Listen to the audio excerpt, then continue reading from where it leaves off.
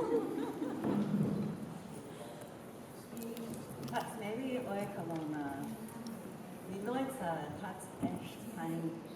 morning, everyone. Welcome. It's good that you came.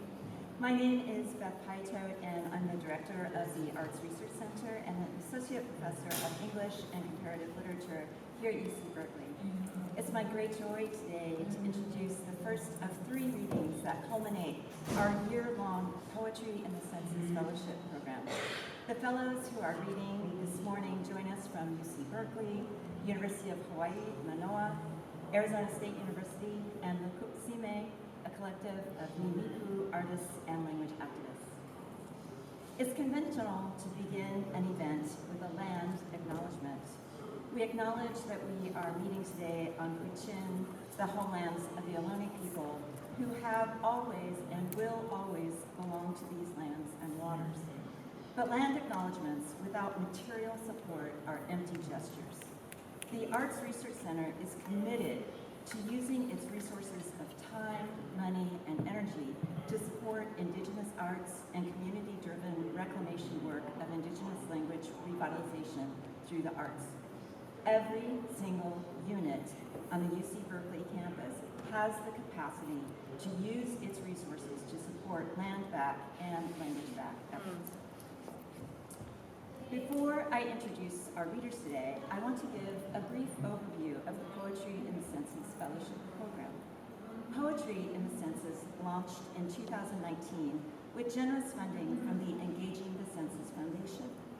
It was designed to support 8 poetry fellows at Berkeley each year, selecting 2 undergraduates, 2 graduate students, 2 faculty members, and 2 community members and a facilitator through a competitive process to create a diverse workshop.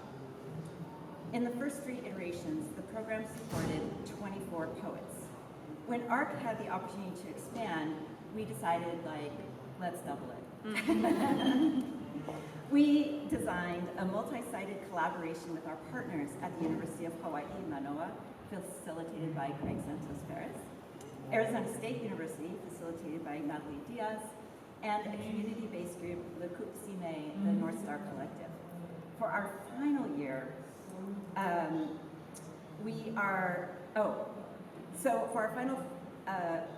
including our final year, we've supported 44 fellows through this program.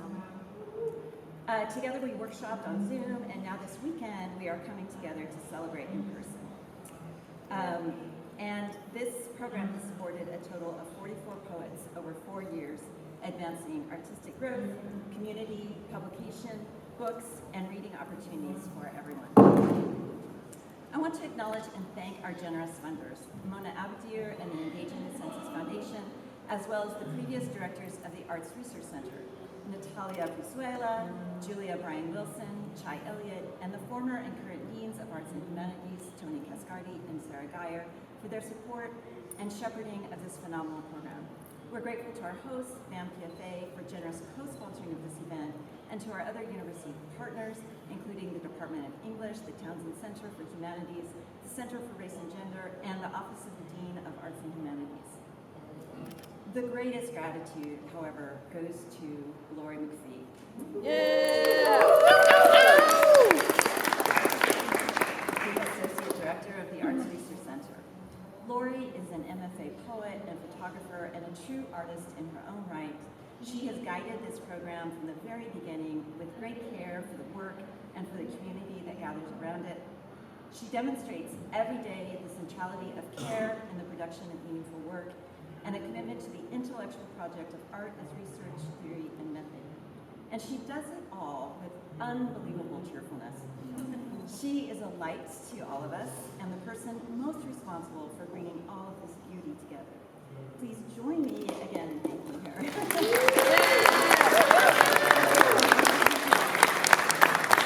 I have a mic. Lori is always never wanting to be in the spotlight, so I'm taking my chance. Okay, so here we are.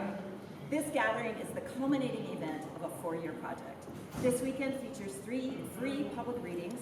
Please join us again today at 2 o'clock and tomorrow at Osher Theater at 1:30. But this gathering is not entirely a public-facing event. This culmination includes generation. We have 2 workshops just for the fellows where we can again write, think, and read together. So may these workshops and this time together be a seed for future collaboration. The theme of this gathering is reclamation, the act of taking back or receiving back forms of life that belong to us, forms that we also belong to. Within this framework, Natalie, Craig, Gloria, and I work together to create a structure capacious enough to account for our diverse lands, histories, and imaginaries, rivers, oceans, mountains, and deserts. Natalie offered our ancient oceans as the touchstone, and it's been richly generative for inviting us to work across time, space, and connection. I'm grateful for the opportunity to collaborate with Natalie and Craig, as well as the other members of the support team, including Gianni Ponce and Amanda Chine at ASU, and Lily G. Where's Lily? Yay! Lily G. and Eva Whitney in our own staff. So thank you. I will now present our readers for this morning. Please see the program for beautiful photos, a list of the readers, and consult their biographies using the QR code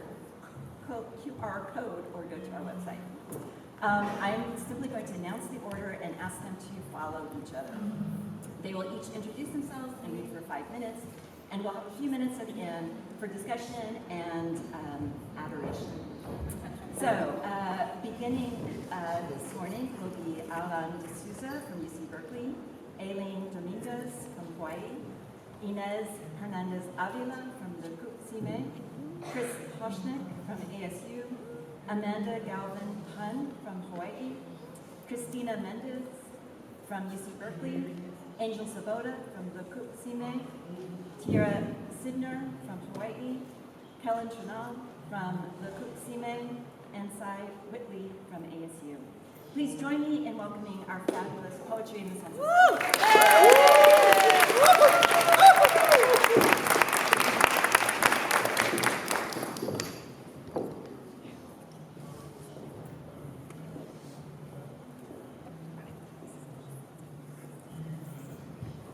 Thank you so much, Beth, and thank you everyone for being here. There's a bounty of thank yous to go around, but you all know who you are. So I'm just going to go straight into it. I'm Ayling deSouza. I'm going to read an extract from a much longer piece. Okay, going back. I don't keep count, but my body remembers each of the numerous times I've been told, go back where you came from. The words are the same, but the intonation varies, conveyed from along a belt between benevolent advice and preamble to violence, a script repeated by actors with limited imaginations. If I can momentarily place myself beyond or to the side of violence as a condition to be lived with, a continuous risk in public space, it's the advice end of the belt that festers, its camouflage cruelty, its debilitating little pricks, inflicted by those who are civil in their own minds, not only as the underlying menace of, if you know what's good for you, but as seemingly constructive encouragement that my presence might be better served elsewhere. The person telling me to go back is always, in their own mind, a spokesperson, imagined mega, micro, or MAGA phone in hand, yelling on behalf of their gang for all those who've been wronged, for their bar, store, street, neighborhood, city, country that has been wronged by my wrongness in the wrong place. Go back, its chorus will make you. Go back. Ice picking across my skin is the preamble, the texture, pretext, subtext, the main event, the furniture and architecture, the strictures, structures, and habits of everyday interaction. It need not be uttered, since we already know it, chapter and verse, conveyed by a stare, a refusal to look directly, a tick, a flinch, a double take, an intake of breath, a sneer, a smear, moving to another table, crossing the street, a clutching of pearls, purses, hands. The world outside presses upon, imprints, impresses, and blooms sensations within, expressing fever and chill, dilation, face flush, blood drain, limb twitch, neck shiver, stomach turn, orifice clench. The waft of heat from a room when I walk in and everyone turns around to wonder why I'm there before catching themselves in embarrassment over their collective lapse in decorum. The shame of revealing themselves. That's the impress, the choke, the unvoiced but atmospherically laden go back. It's exhausting, and I'm a reader, to be bullied into reading without a break the body language of the unspoken, the room, the street, the country. A test case. Today, this day as I write, I'm on the campus where I teach, next door, where I'm a tenured full professor, capitalized, having taught there, here, in this building for over 10 years. The scene. I'm waiting for the elevator up to my art studio, across the hall from my office with my name on the door.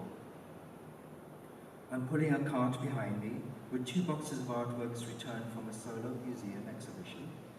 I say this not to brag, but as evidence of a right to be here with my name on the door. From the neighboring department in our shared building, another professor, whom I've seen often, comes out of her office, ignores me and looks at the labels on the boxes, then glances at, or rather across me, and says, "Anything for me?" At that moment, the elevator arrives, and I enter without answering, though I throw her look, half quizzical, half death stare, pulling the cart behind me. After the door closes, it sinks in more fully what had just happened. She saw me but looked through me. Since being brown, I registered only as the delivery person on a lower priority than the registered priority parcel she was expecting. I think she realized who I was after she spoke, since she quickly scuttled back into her office. A Karen encounter? An innocent mistake? Or had she just stripped me of tenure, of my professorship, to someone she could routinely ignore? Part of the invisible labor that maintains her own professorship. Go back, keep back, stay in your place. Not that office, despite the name. But while you're here, anything for me? What happens next time I walk past her office? Should I say something, deliver a prank package, conduct an art intervention, ignore her? What will she do? Pretend it never happened, ignore me because she's embarrassed by the sight of me, now that she's seen me? Would she apologize? That wouldn't be much better, because then I'd be called upon to forgive her. Say it was nothing, just one microcut, so shallow that it barely drew blood. Expending mental and emotional energy, even on whether to avoid her, is the blood work, the added labor of living with racism, even low level as this is. Faculty and staff of color should get salary supplements for this, part of our service to the institution. Students of color should receive additional stipends. Asserting the visibility of our already earned presence is, after all, a regular part of our academic work. Thank you.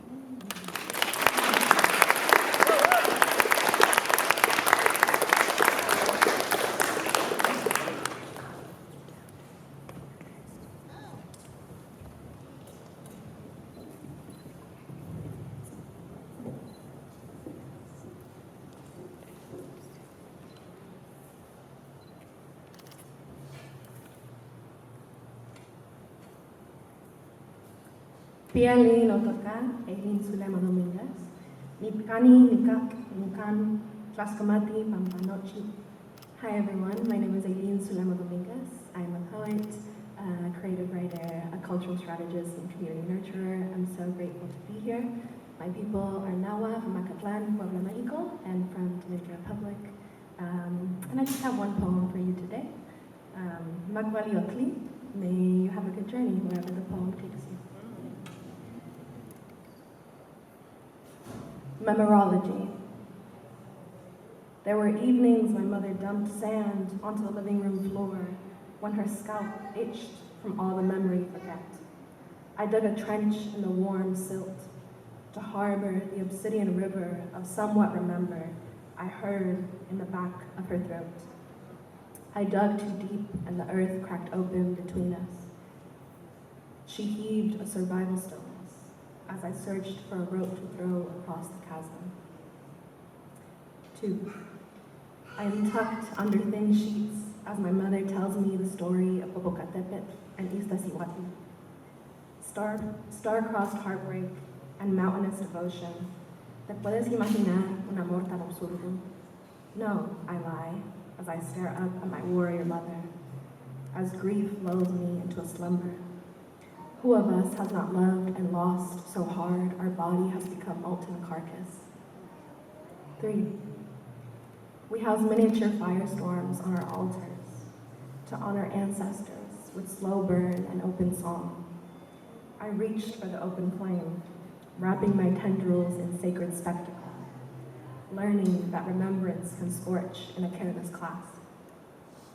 My mother, fire breather familiar with burning desire, tore the blaze from my hands and wrote her name out in my blisters. 4. My bisabuela and tiabuela tell my abuelito, who tells my mother, Popocatépetl is erupting now. Much like the year I was born, they have been warned to remain alert, to prepare for possible evacuation, to live with tomorrow up in the air, where the land has begun to spew clouds. They hold out miles away from the base. They absorb the tremors and earthly thunder. Keep watch for the deviant plants that will sprout from the rain of ash and dust. 5. Remember Sa Whitley, awake and lied to, dormant upon falsehood. 6. What hope for lineal hearts, but a volcanic recollection, becoming memorologists intent on charting the magma coursing through us. What pressure to forge a self from the broken mirror pieces strewn among traditions, pining for exactness where a softer marrow is. Thank you all so much.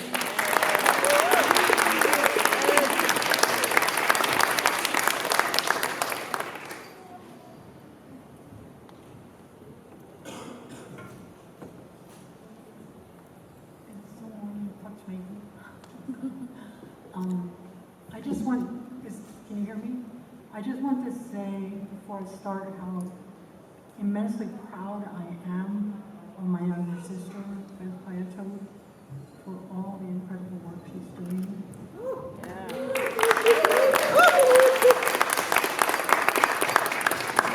I know her passion is what has us here as a luk'upsíimey. Her passion and her commitment to us. This first, I have 2 poems, fairly short. This first one is a song that came to me for me. It's called Ining Winning, Walking. And walking in our language is wake up. So to wake up something. I'm not going to translate it all, but it's a wake up song for me to wake up to my language, to my Tamawi, our laws, to my lands, to my stories, to my heart, and to my spirit. Luk-luk, luk-luk, luk-luk, luk-luk, luk-luk. Walking, walking, just walking. Walking, walking, just walking. Nooning, eeny, meeny, timpy. Nooning, eeny, tamawi.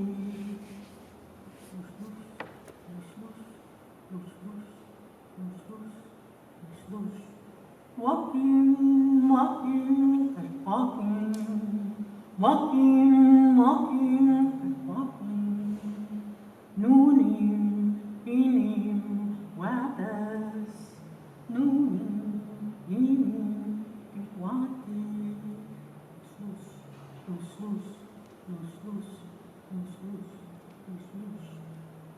walking, walking, just walking, walking, walking, just walking. Nuni, ini, gemine, nuni, ini, what is we? Jesus, Jesus, Jesus, Jesus, Jesus. Heartbeat for Palestine. I wake up. Rafa, Rafa, Rafa, Rafa, Rafa. Gaza, Gaza, Gaza, Gaza, Gaza. I breathe in, remembering myself. Iwanawi, Palestine. Iwanawi. I breathe out, release the dreadful, thundering silence of complicity threatening all of life. And last inim imnabe, you are in my heart, Palestine. I touch in silu, my eyes, reaching, knowing how death, unjust death by atrocity, ravages those who are left as witness, ravages the earth, waters, the natural world, who cry out their grief for the life taking over and over, over and over. Gaza, Gaza, Gaza, Gaza, Gaza. Iwanawi, Palestine. I touch my ears, hearing the sounds of life striking back, seemingly tiny but immense blows to genocide. Each time a father kneels in exhausted gratitude to find his daughter or his son, wrapping them in his arms, cosmic embrace. Each time a mother sighs in the moment's calm of finding food, breadcrumbs, something to fill the mouths of her young hiding, willing her gaze to express fervent hope the way moms do. Everything will be okay. Gaza, Gaza, Gaza, Gaza, Gaza, Iwanawi, Palestine. I touch my nose, smelling the sounds of death and life, bodies, homes, communities horrifically ravaged, but also the smells of simple meals, the smells of people singing, praying together, knowing they're not alone, weeping together, hugging each other, caring for each other, tenderly, tenderly, gifting each other, yes, smiles, and yes, laughter. Gaza, Gaza, Gaza, Gaza, Gaza. Iwanawi, Palestine. I touch my mouth, grateful that I can speak, cry out, willing my voice to reach. Rafa, Rafa, Rafa, Rafa, Rafa, Gaza, Gaza, Gaza, Gaza, Gaza. Where Mary Mamaya, one of Palestine. Where Mary Mamaya, one of Palestine.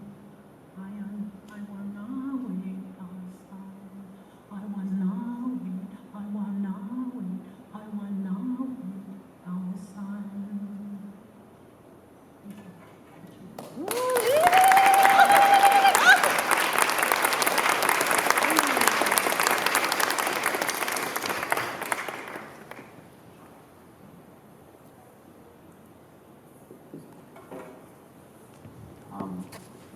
Hello, my name is Chris Hoshnic from ASU. Kitlashin Inchne, Tachini Bashichin, Bitanhi Dashiche, Shin Tashinade. What I just said to you was my 4 clans in relation to how we establish a relation on the Never Reservation.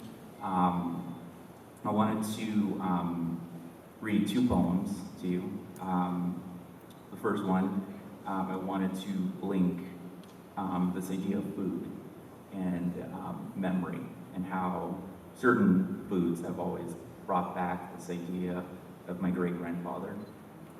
This one is called Into the Badlands. Somewhere in the husks, I found you. Fingers cradling cans of pears, a serpent and baked alma ata. Tally red, yellow green, yellow pears, red again. Red was the color of it, wasn't it? As, lost in wheat-filled plains, dust-covered wounds, positioning harm, dainty, cross daily. Over a stove, my mother tends to these, our millennium's greatest survival kit. Here in the Badlands, where psychosis is a break-even, a wage, a warrior panhandling along the 66. Outside the gas stations where parsnip as dandelions on wheels shear the sheep of their mouths. The dwelling. That's what you called it, didn't you? The dwelling. When the music escapes and enters the body, it slits the tongue like a fruit fly, like Judas. Now here, the husks burn, taxing and spreading across nation.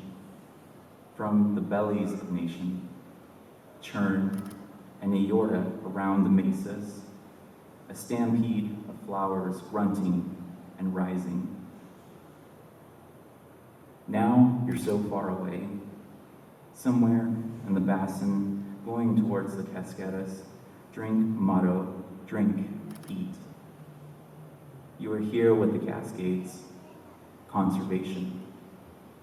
I may drink once, drink twice, hail a taxi 3 times before I see you again. Until then, I join sensation, I join this harmony, build my garden, scorch it, ready it for rebirth. Blood in the Badlands, bleed for a new pair. Thank you. My second piece, I wanted to write something in correlation to the very first prompt that Natalie gave us at the very beginning. What is your body of water?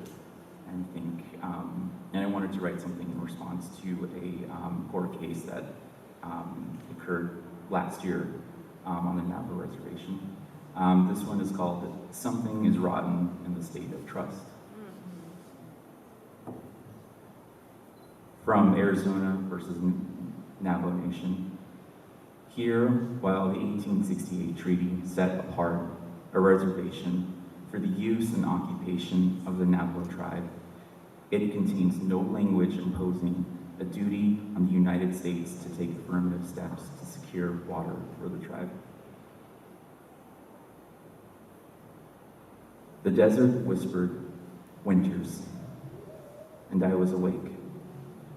This breach of trust, a body, I held to the night sage, to the flat leaves, the canal waves.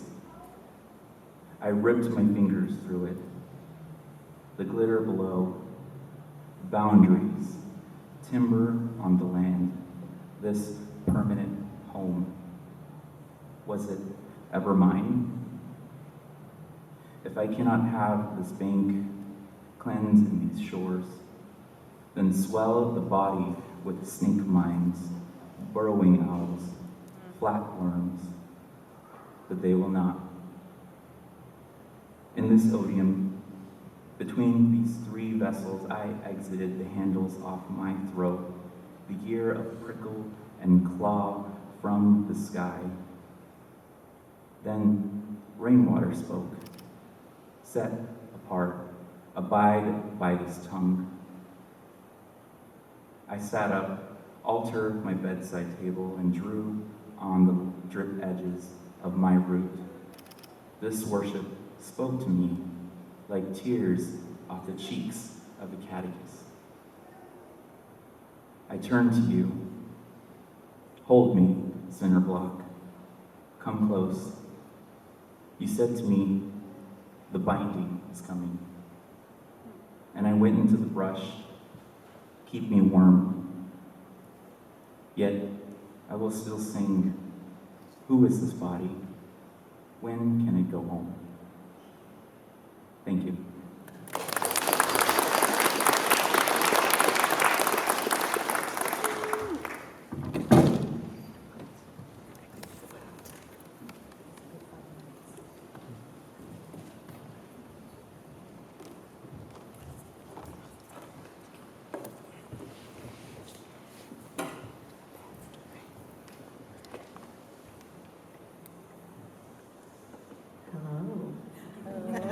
I'm always nervous. One time I tried to adjust and it fell, and it was a wonderful moment.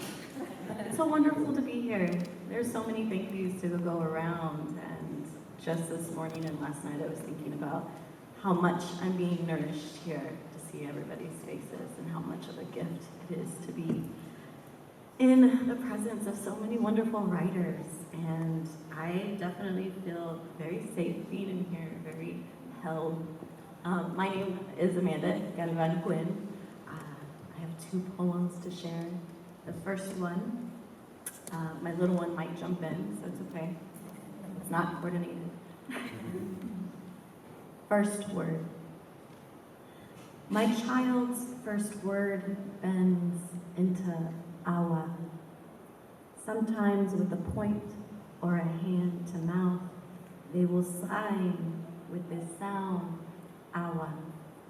They haven't learned they hold this in the rivers of their flesh, that the way their mouth moves to reach for it is innate, a current in their being, their body, a body of agua.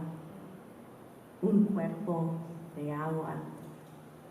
Water calling water, life beckoning to life. So I've been really obsessed with my little one acquiring words. We speak Vietnamese and Spanish at home, so it's been very wonderful to be a witness to this learning. And with that said, I was very much inspired by my fellows to read a work in progress, something that's very new, something that is a little rough, but I'm still kind of feeling it out. So I hope you enjoy this one. Right now it's titled A Morning Gift. That title may change, I don't know, we'll see. This morning, the rain gifts tamarind leaves, pearls, while I help my toddler choose a shirt, wrestle with pants and socks. We sit by the door and I say, "Ay lluvia hoy," and they reach for their every encounter with lluvia, a witness to this small wet miracle from the sky, fingers pressed against windows, head tilted towards clouds, giving song to a dancing droplet, a miniature waterfall snaking off an awning, a soft percussion tickling their ears. The sound their father makes to tie these experiences into expression. Lluvia, I offer as another melody. Lluvia, My toddler reaches for every moment we've sat by the door together, shoes in my hands. ¿Qué quieres? Red cowboy botas? Sailor Moon shoes, sandals, sneakers.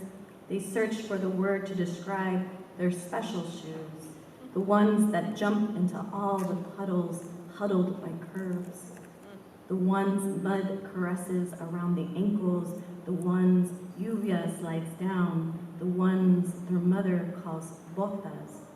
They reach for the word, botas. This morning, the rain gifts us with a new word. Thank you.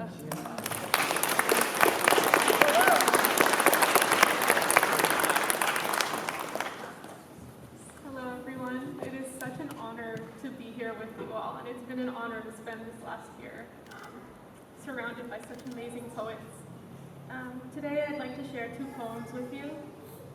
The first one is about a moment in research where I was sharing the day-to-day life with my Hmong community members and my ally, another ally in our collaborations who's a white American. So this poem is called Movements I Remember. I'm Cristina Mendez, before I forget. Movements I Remember. Our ancestors carved rhythmic, repetitious pathways. I know some parts of you remembers me, journey here. Pain and hope and the will to be well brought back through my hands, cupping these beans, and maíz recién molida, a truer maíz than I've ever known.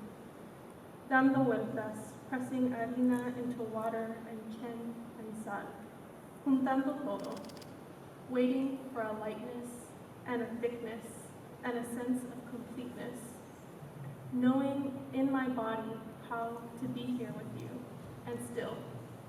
Machihawi, seikhi, raised eyebrows and lilting laps. Wish I was more familiar. I smile anyway as these gringas learn to amasar. The second poem is also a work in progress, and it's dedicated to the people of Palestine and the ongoing genocide that we are bearing witness to. It's called A Letter to Your Silence. Querido, I'm happy to see you, to hug you, and hear the jolts echoing through your days with her weeping. I hold you in your pains and angers, the ridges that run across the oceanic floor and trace every crevice of your body. You'd rather talk about anything else. Too much pain caused by your own rifts and shifts, too much pressure building on your shoulders, but, querido, I wish I'd hear you speak of their pain, how their bodies disappear in plumes of black smoke, another kind of eruption, unnatural. How 1,000 fabricated earthquakes laid Gaza bare and leveled, laying ash to consecrate the tombs built by collapsing buildings. Triangle tents jutting out stark against the suffocating of mourners. And how do I listen to you when I hear echoes of their wails in the pauses of your breath? Have you spoken? Have you marched? Have you called or posted or shared? Gaza holds pain hotter than even the magma of the earth and even deeper than the veins of lava that reach yearning from the cracks in the oceanic floor. And yes, the sweltering heat threatens to suffocate you too, begging you to look away, to breathe easier. You feel insignificant against the relentless march of death. But have you spoken? Have you marched? Have you called or posted or shared? Each silence pushes us apart, rocking my faith in your heart and will. And still, I hold you lightly, tenderly here, trying to coax our two tectonic plates, looking for connection again. I ache to hear you imagine a future for them and us together. I ache for you to care about life and peace everywhere.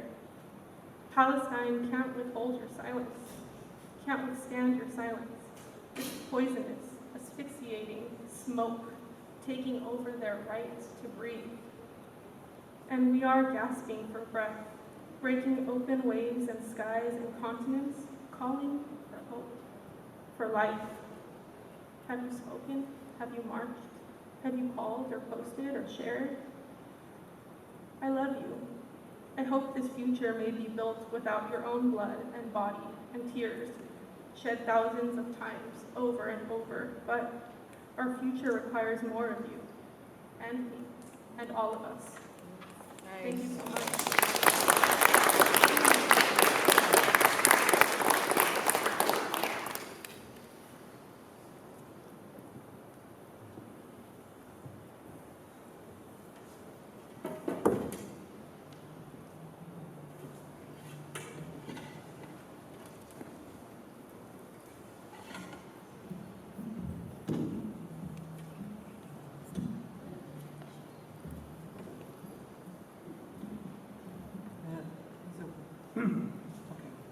as it's gonna be.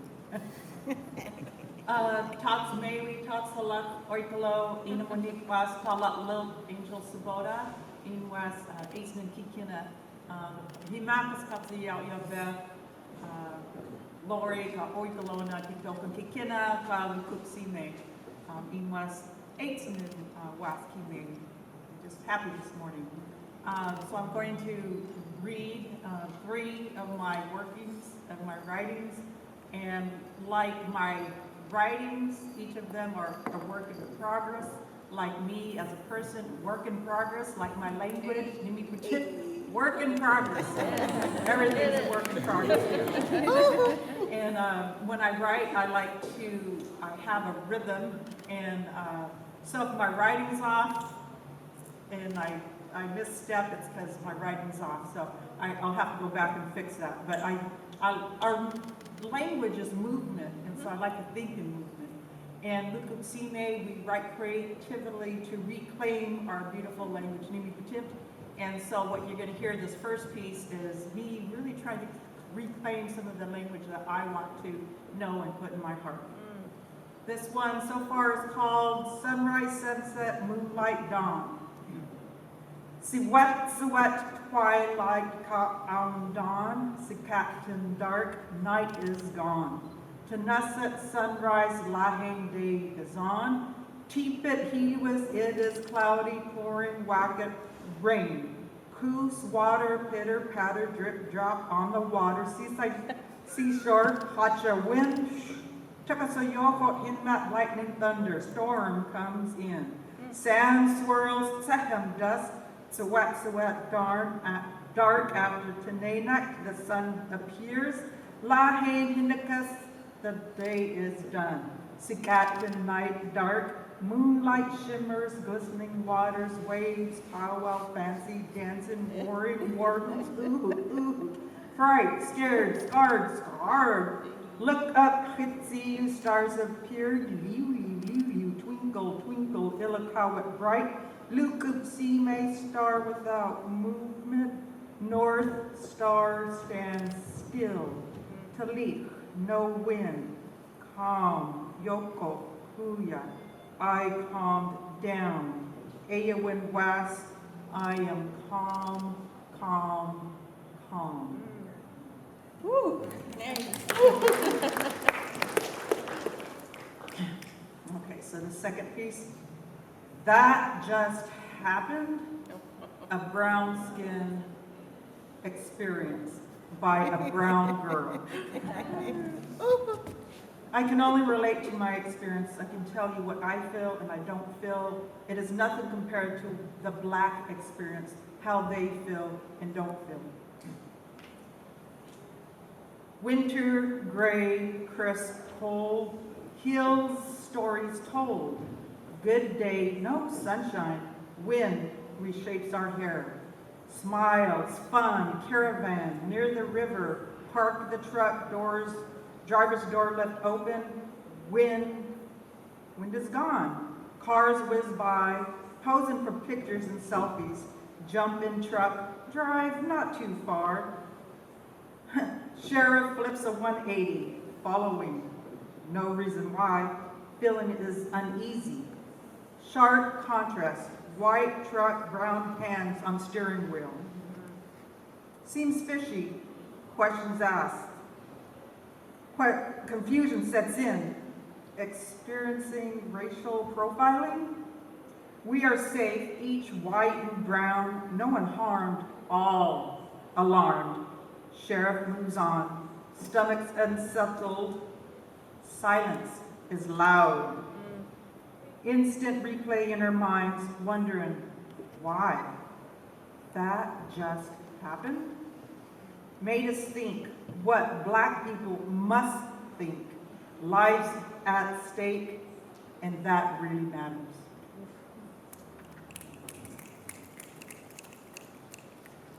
Okay.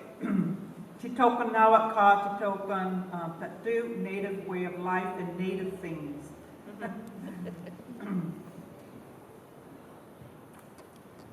Kill the Indian, save the man, manifest destiny. Fort Town treaties, Indian wars, flight and fight for freedom, allotments, assimilation, boarding schools, reservation, sovereignty, self-determination, indigenize, decolonize, Alcatraz, Wounded Knee, Dakota Access Pipeline, murdered and missing Indigenous women, red dress, orange shirt, every child matters. Mother Earth, climate is changing. Turtle Island. Sweat House, Sundance, Vision Quest, fasting and praying, we need healing. Ride my pony in ceremony, smell good medicine, cedar and sage. Grand entry, feathers flying, drummers singing, victory song, powwow singing, jingle dancing, crow hopping, fast and fancy trick song. One feathered single, ladies pick your partner, owl dancing, warriors ducking, diving, Indian style, they are jamming. Whistle on the drum, one more verse, hey ya, hey ya, hey ya, hey ya, more dancing, MC, joking, people laughing, fried eating, 49 and bonfires burning, tires consuming, using, boozing, Indian humor, joking, nay,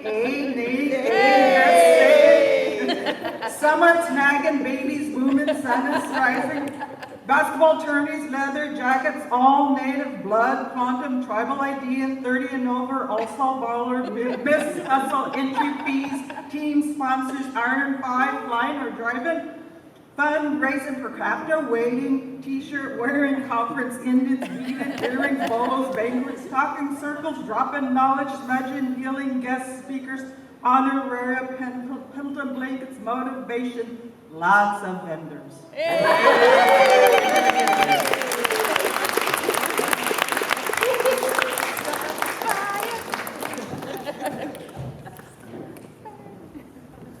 So good.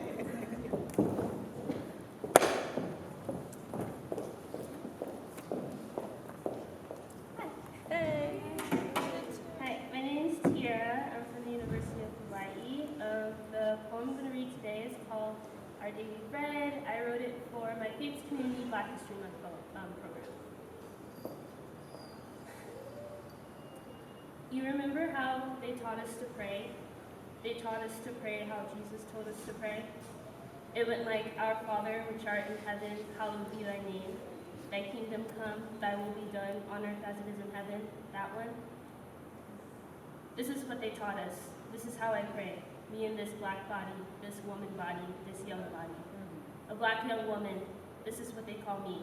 Black for my skin, melanated, turned dark by the sun. Woman for the rib I was molded from. Young for my time the Lord hath given me on this earth. Sometimes I wonder why they call me black when my skin is brown. I think it has to do with the lighting in their house, in that white house. In that white house on them acres of land surrounded by black bodies. Our ancestors called that land around that white house home. Our parents ran from that house. We call that white house Grandma's house. A station covered in one plant, a plant station. Maybe our southern accents make it sound like plantation. I like to think that those in that white house were desperate. Desperate to find God, to see his face, the God who is benevolent, the God who offers blessings, the God who forgives, but along the way they wanted to be God themselves. Realized they couldn't, so they offered themselves as his son, but realized they would need to sacrifice. Realized they would need to be offered up as a living sacrifice. And this angered them. This broke them, so they decided to break us. And for us, that broke our hearts for generations. With our shattered hearts, we scattered the pieces across their feet. We watched them, barefoot, step on our broken pieces just to turn them to dust. Our shattered pieces pierced their skin. We watched their skin bleed, their footprints leaving marks on our history. Now they can be seen, but you see, they took this blood and saw it as a sign of our fidelity. Said the pieces of our body was a living sacrifice, stomped on what was left to dust, covered in their blood, took this mixture and fed it to us and said, do it in remembrance of me. That's what they call communion. You can't dismantle the master's house with the master's tools. Brick and mortar built their house, their white house, and no matter how many bricks you bring into this accursed house, it will never make less of it. Yes, there might be enough of us to band together with our bricks, build our own house. And you know what we did? We built our own house. But as long as you're on the master's land, this proximity to that white house in all its whiteness, this proximity to whiteness, no matter how close, it will never be that house. We made that house our daily bread and forgot our Lord's Prayer. Never will a hot comb sit on their stove. Never a neck be cramping on their kitchen sink. never the sounds of spirituals on a Sunday morning, and never a beat from which the smoke triggers. So I offer a New Testament in this black body, this woman body, this young body, the one the Savior intended. One, when done in remembrance, none of our blood is shed, where none of our body is broken. You see, when those who live in that White House read that passage, the Lord's Prayer, they thought they were our Savior. When it said, this is my body, they looked at the ones they thought they owned. When they saw my blood, they licked us just to see if we bled. And when they saw do it often, they decided to do it daily. But you see, I have hope for today in this black body, this woman body, this young body. Yes, my ancestors were offered as sacrifices yesterday, and this whole time they tricked me thinking that I was tomorrow. As a matter of fact, I'm sitting here as today, and don't they do that? Trick us into thinking that our time is tomorrow to distract us from today? But yes, I guess as of today I am tomorrow, but just you wait, because come tomorrow, when that sun rises, in this black body, this woman body, this young body, tomorrow, we're having communion. We will take out our unleavened bread and cups of wine and do this in remembrance of our Savior, and they will watch from across the yard in front of their White House, and this will anger them. Some will call our communion exclusion, a reverse racism in some eyes.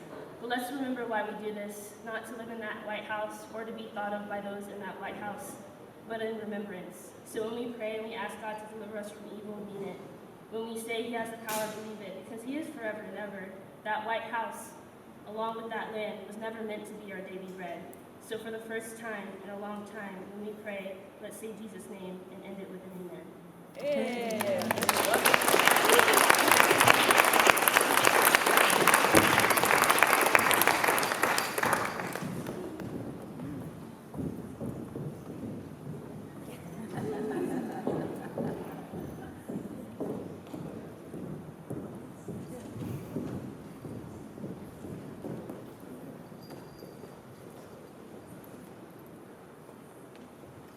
Tatslahin Oikalo, good day everyone. Inwinakissa Kellen Trenal. My name is Kellen Trenal.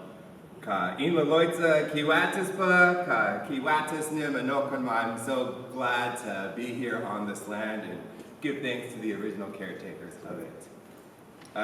In Reclamation, it shows up with my language. I use the Niputimpt as well as a means of reclamation, both reclaiming words and feelings, and also ways of being.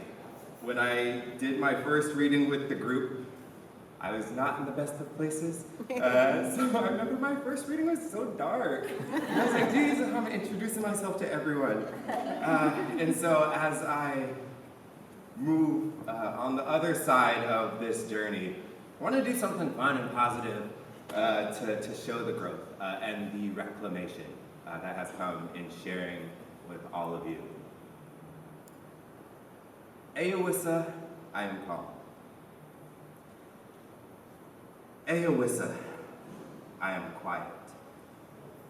Ayawissa, I am peaceful. Ayawissa, I am without worry. Ayawissa, I am contented. Noxki lahiki hipenu. Takakimba, Ayui. One day they will say, at a sudden glance, I see you are peaceful. Ayawissa, I am quiet. Ayawissa, I am peaceful. Ayawissa, I am without worry. Ayawissa, I am contented. Inasnu, Inwakwisa. He talks Latin, in was walkus will. I will tell them, I'm alive. On this day, I am completely well. Ayawissa, I am quiet. Ayawissa, I am peaceful. Ayawissa, I am without worry. Ayawissa, I am contented. Noxki lahiki. Hisapniu.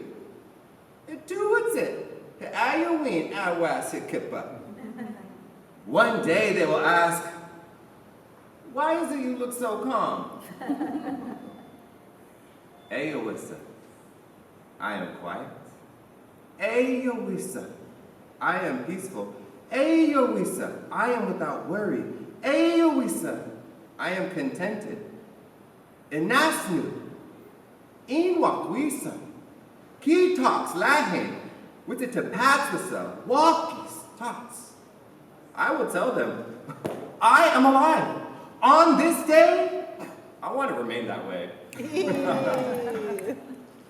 Ayowisa, I am quiet. Ayowisa, I am peaceful. Ayowisa, I am without worry. Ayowisa, I am contented. Noxki, Lahiki, Isapnu, Imamki.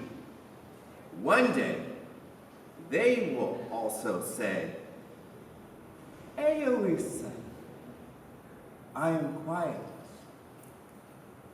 Ayowisa, I am peaceful.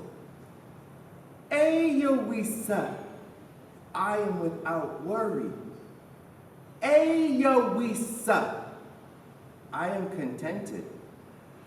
Ko'okalaki kinki eista. For all this, I am happy.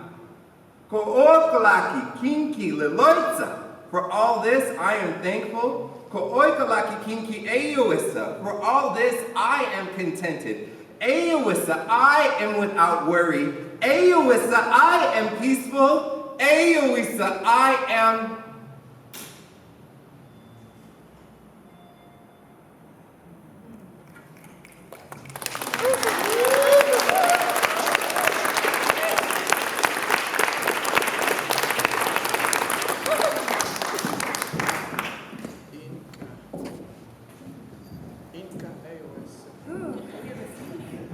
What a blessing to be here with all of the Poetry Fellows, the folks that have come to support us. Thank you so much to Beth and Natalie, Lori for bringing us all together. This is a really special community. I'm the last reader, and I think we'll have some conversation afterward. I think I said my name, Sa Whitley, Black, queer, non-binary poet and scholar at ASU in Phoenix. And I have three poems for you today. My first poem has an inscription by a Black Studies cultural theorist, Ronaldo Walcott. It's precisely because the slave and the afterlife of slavery don't bring the Black life form into the category of the human that Black youthfulness can only be understood as a problem to be extinguished. Birthing a problem. How far along are you? The problem has been growing inside me for 5 months. The problem is an adult, red bell pepper with 1,000 open-ended seeds. Are you having a boy or a girl? Look at my belly, my body, the shape of an upside-down question. I am clearly having a problem. Which names are you considering? A name that inspires the problem to run through the forest and think free, even if that isn't what we are. Who is the father? Can a problem have a mother or a father? If so, the plantation is the problem's father. We don't have a happy marriage, but we won't be separated by the time I deliver the problem. Where will you live when the baby is born? I have found that people don't want to live next door to problems, breastfeeding problems, or toy-toting problems in the neighborhood park. When or if the problem is born, we will grow into a place the color of safety. A picket fence painted safety. Safe washed walls in every room. The shingles outside, lathered eggshell safety. This will be no problem. Are you excited? If terror and excitement are identical twins, then yeah, sure. Sure, I am excited about the birth of the problem. How will you parent the child? When the problem comes, I won't raise the problem so much as I will try to raise the world around us. Maybe one day, my problem will be able to have a child, or my problem's problem, or my problem's problem's problem, and I won't ever get to know them, but my God, do I long for them.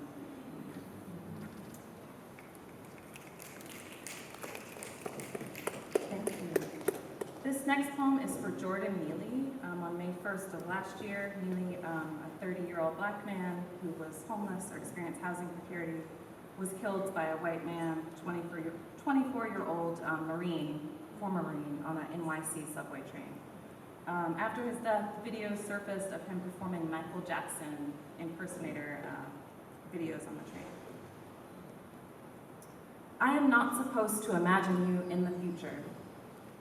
Your lover, not a fighter's smile. Your oil sheen pops of black pearl as they shimmy, shimmy, wow at your shoulders. Your moonwalk backwards, forwards through the underground quick of our days. As the subway jolts toward billions upon billions of tomorrows, the eyes of passengers remixed on you. How you corral the present tense with the electric flow of black and living. I'm not supposed to imagine a future with your fluorescent rendition of Thriller, Thriller, Night. The future is a fast train, and so much of the world says you won't be riding.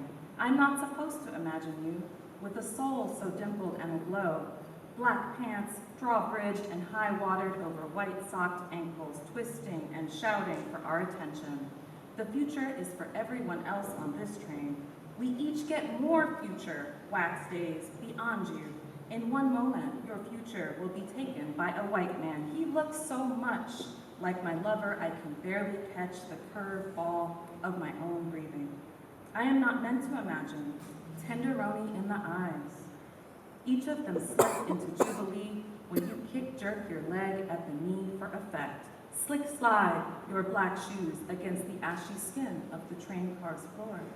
If the future isn't graced with your red leathered body and glittering glove, I know none of us deserve it. Not even the future's half-life, how you make the train swish and sway its industrial skirt against the tracks. I bring with me your vagabond dance as the king of pop belts out your rickety boombox. Beat it, yeah, funky and strong your fight. No one wants to be defeated. This last one, thank you so much, is also in solidarity with the people of Gaza. Everywhere, everywhere, the war.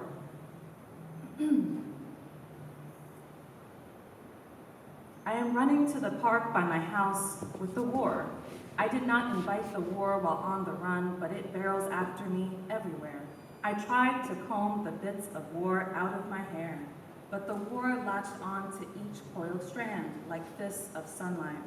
The war holds on with both hands everywhere, everywhere, the war. We exist in the crosshairs, and so do our siblings. The government wants to empty us of our poetry. The war draws chalk outlines around deviant bodies for death, but maps war differently onto each of us. Even still, we sing out loud with our siblings across the world. In Gaza, Israeli bombs don't intend to let the people go. The war intends to disappear all of the people where they lay, where they dare to make a living by being alive. I wear the war without being buried under the fractured bones of houses, of hospitals where I find my siblings. I go to the office, my school, my home, my favorite cafe. The war wears me like a rosary. The war implicates my own living. I wade through this world, and the war comes with me to the depot, the botanical garden, to the grocery. Yesterday I drove into the desert with the war, sitting beside me. The windshield grew the Thanoatam's saguaro cacti with arms, fruit, and ages reaching over 60, 70. God grant some almost a century of living with the war.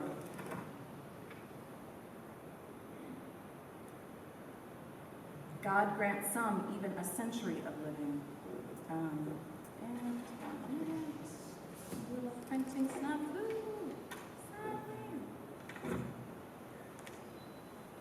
God grant some even a century of living with the war. Our siblings on the Gaza Strip, our siblings disappear from their coordinates. I want my siblings to come back into their husk of the one life we get to live. The natural world has never once modeled this scale of violence. Hope is a cloud in the sky without a heart made of phosphorus. I don't know what to say to my siblings when the going gets so beyond what I knew to be tough. I travel into our kinship while carrying the war. In the dream, I eat the war, take death off the table. I worry I cannot eat enough of the war to make a difference. I tell Layla, my sibling, I believe in the freedom of her people. I believe her people are people, beautiful lives between a river of history and a sea of cultural splendor. I believe her children are children. Nobody likes me when I come round with news of the war. To speak of the genocide that comes with this war opens me up to the jaws of accusation. I don't want to eat a religion unless the name of the religion is colonialism or empire. Every day, more human life maneuvers into death than should be humanly possible. Today, a government can lay grids and blueprints over the still bodies of siblings. My siblings are blocking the passage of cars on the Bay Bridge in San Francisco, the Longfellow Bridge in Boston. They form chains of rage-linked arms and the breath of dragons. Public mourning unveils a new face of the war. People can't get by 1,000 of my siblings without witnessing, without talking, and taking some of the war back home with them.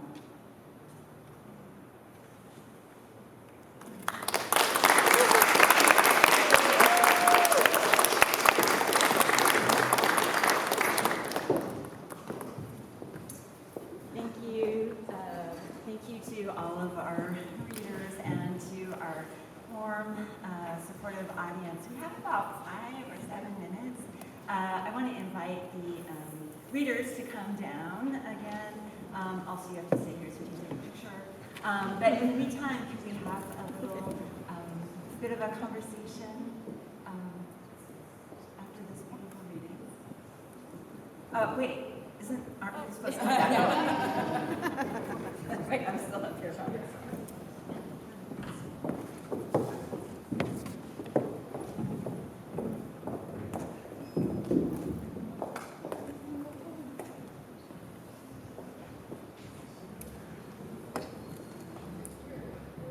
I did say this would be a time for conversation, but also just for praise and appreciation. So I welcome any of your comments.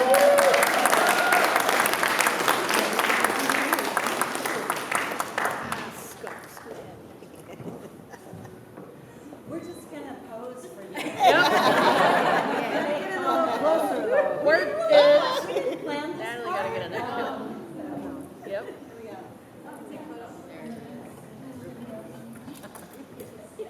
All right, look, this is I don't know what's happening. Just give all the good echoes to me.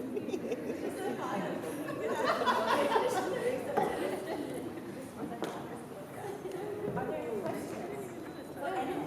Any questions? Yes. This isn't a question, it's just praise, if that's okay. Yes! I wanted to say to Amanda, I grew up mixed race Vietnamese, and hearing your poetry was just amazing. To hear like that mix of language and the very like specific moment with your child was like so beautiful and had me tearing up, so thank you.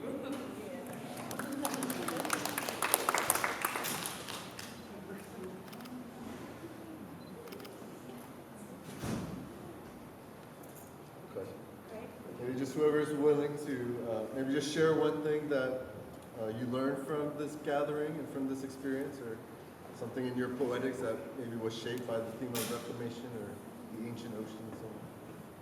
Good question.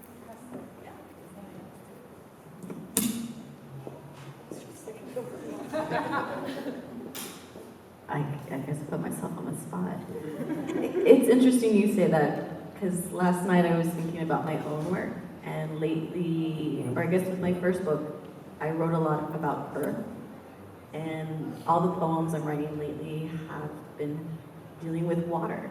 And I don't know if that's because of our theme for all of us, writing around water, but I also was thinking, water showing up a lot of my poems. Does that mean I'm drowning, or does that mean I'm being baptized? And so that was something that came up. So that was a nice little tidbit as I'm sitting here thinking like, oh, these new epiphanies are happening, being around brilliant people. So yeah. I love that question because I've also been thinking about this leading up to the gathering. It's been plastered everywhere, right? Like reclamation gathering, and I think my first poem gets a little bit to it, but I have questioned this whole year, like what does it mean for like a Chicana to be in a reclamation gathering? And I think for me it's been reclaiming connection and not separating all the different things that I care about and letting them all kind of be alive at the same time, even if it isn't cohesive or pretty or makes a ton of sense going back to back. So I'm gonna try and condense my thoughts. There's so much to say about reclamation. I think maybe similarly to what folks say about healing, right? It's like it's not a linear process. There are times where like reclamation might come easier and times where it might feel a little more distant, for me at least. And I think too, I'm like very big on thoughts about abolition and futurism, and I think when we're imagining anew, it's so important to be grounded in what we're reclaiming and in the past and what we have already within us and in our lineages. So that's all I'll say. Yeah. I think for me, the most helpful thing with everything was being more comfortable with like a long poem. Like my poems, it was long. And like before, like, I mean, they were long when I came in, but then they just got longer. But just being okay, like I have stuff to say, and like it's technically not super long. I'm indenting a lot, so being okay with saying everything. Let me think. I have to think too. I can't repeat that. Actually, I think, thank you, Craig, a sense of ongoing humility, which is a kind of reward because it's a sort of opening up and listening. And, I mean, there's just this morning, I mean, just the richness has been amazing. Ooh, it's hard to name just one thing, but I think being a Black poet with predominantly Indigenous folks, Indigenous poets, and poetics, I've really thought about what solidarity means, and even like what it means to want to reclaim Black land, you know, Black property, when it's, you know, on stolen land. And this concept of property is something that is a settler concept that has like been violent to all of us.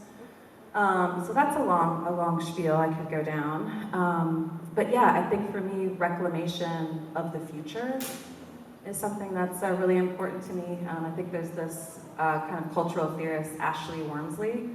She says like something like Black people exist in the future, which is like, shouldn't be a radical statement, right? But it is. And so I've been sort of trying to think about how different queer and trans scholars and artists try to bring the future into the present. Take that future right fucking now. Yeah, I think for me, it's been really important. I have, some of you know me, and I just retired from a long time at UC Davis as a professor. And I didn't have a circle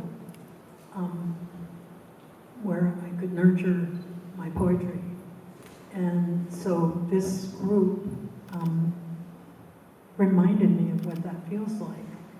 And it reminded me of the beauty of kinship and the beauty of, if you think about all of us with our ancestors being with us, ancestral kinship and remembering those relations that we know that we had with each other and that we need to nurture, right? And so I don't feel alone anymore.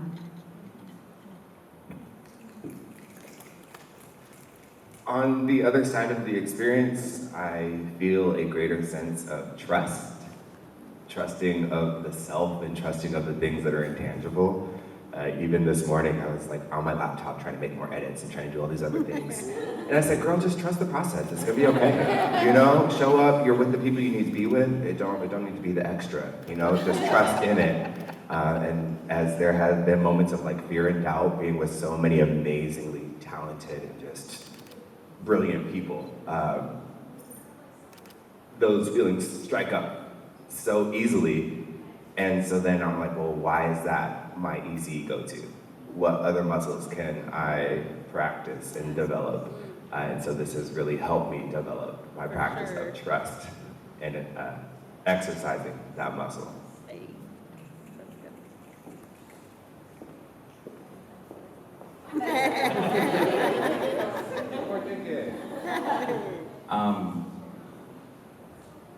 I don't know. I think the biggest thing that I took away from this was the idea of body memory. It was a huge thing because I think I went into this kind of scared of my own memories.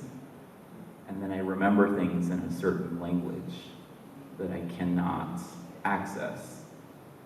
And then finding words in the English language, because there's the superlatives in English are like great and awesome, right? But in our own languages, it's a little bit more, the word's bad, but like depthy.